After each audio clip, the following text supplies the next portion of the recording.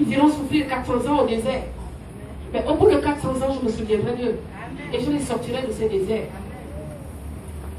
Et au bout de 400 ans, Dieu, la Bible dit dans Exode que Dieu s'est souvenu d'eux. Pendant 400 ans, Dieu les a oubliés? Non. Mais il fallait que sa parole s'accomplisse parfaitement. Il ne les a pas oubliés. Il était loin de s'en foutre. Mais Dieu souffrait de savoir que les descendants d'Abraham étaient en servitude. Mais parce qu'il avait parlé, il fallait que la parole s'accomplisse.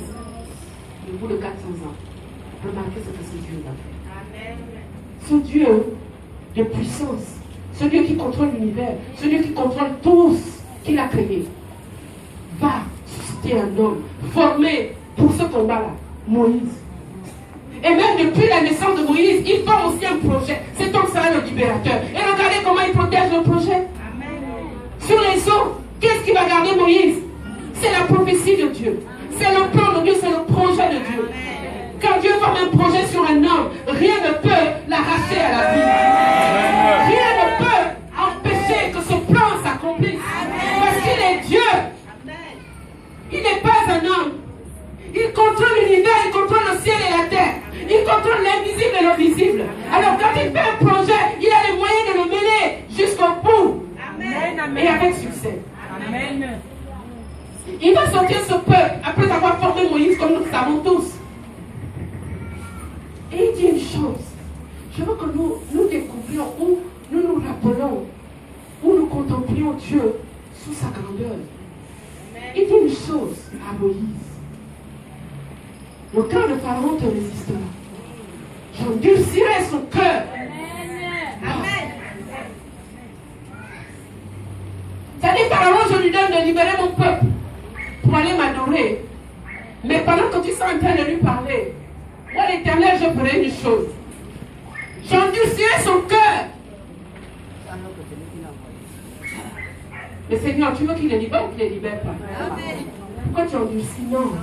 Parce qu'il avait un autre regard. Il avait un autre plan. Dieu voulait voir. Il voulait que le peuple le voie dans sa grandeur. Qu'ils aient confiance en ce Dieu. Il dit, j'endurcirai son cœur. Et à partir de là, je lui montrerai qui je suis. J'interviendrai, je manifesterai par une puissante intervention. Une intervention surnaturelle. Je soumettrai le cœur de Pharaon à libérer. Mais après avoir fait quoi? Après avoir frappé l'Égypte de 10 plaies. Et pas des petites plaies. C'était des phénomènes cataclysmes et autres, juste pour que Pharaon sache que le Dieu qui a envoyé Moïse est tout puissant et qu'il n'a pas été.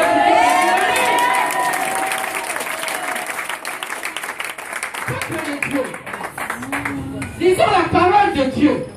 Je dis ceux qui coupent dans l'ignorance et qui ne savent pas qui ils sont, c'est pas qu'ils ne lisent pas, ils ne lisent pas suffisamment cette parole qui nous parle de Dieu, qui nous révèle qui est Dieu.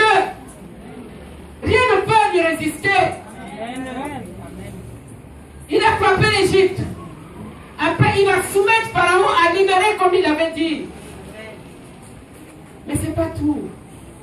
Il suscite encore Pharaon et les chevaliers et toute son armée contre le peuple. Un peuple sans armes, un peuple avec des enfants, un peuple avec juste quelques brebis, un peuple avec, je ne sais pas. Et il suscite Pharaon pour aller encore les attaquer. Tout a un but avec Dieu. Quand tu vis des résistances dans ton combat, c'est que l'Éternel est en train de préparer une porte de sortie.